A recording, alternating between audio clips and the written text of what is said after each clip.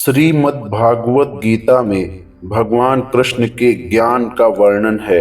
गीता का यह उपदेश श्री कृष्ण ने महाभारत युद्ध के दौरान अर्जुन को दिया था। गीता में दिए गए उपदेश आज भी उतने ही प्रासंगिक और मनुष्य को जीवन जीने का सही रास्ता दिखाते हैं।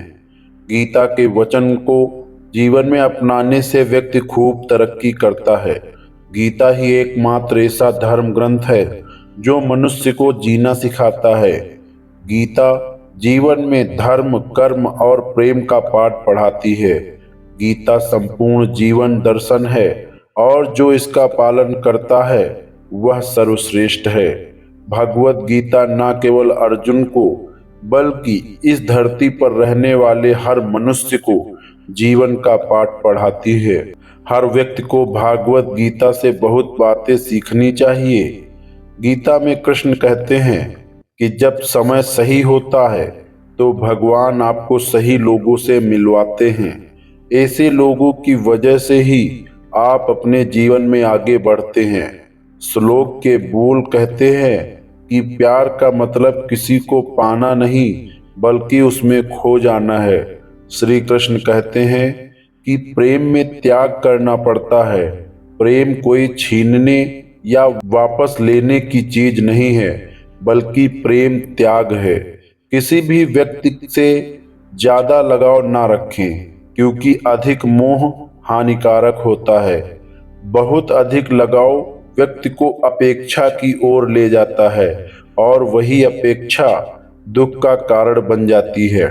श्री कृष्ण कहते हैं कि हमारे जीवन से जुड़े सभी महत्वपूर्ण निर्णय स्वयं ही लेने चाहिए क्योंकि इंसान को बाद में पछताना नहीं पड़ता है।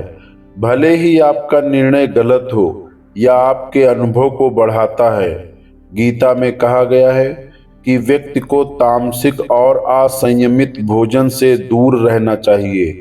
ऐसा भोजन मन में बेचैनी और दोषपूर्ण सोच पैदा करता है जिससे सोच विकृत हो जाती है।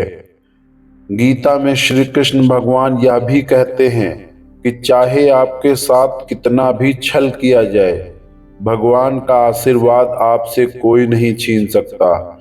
इसीलिए लाख परेशानियां झेलने के बावजूद भी भगवान पर से विश्वास नहीं खोना चाहिए।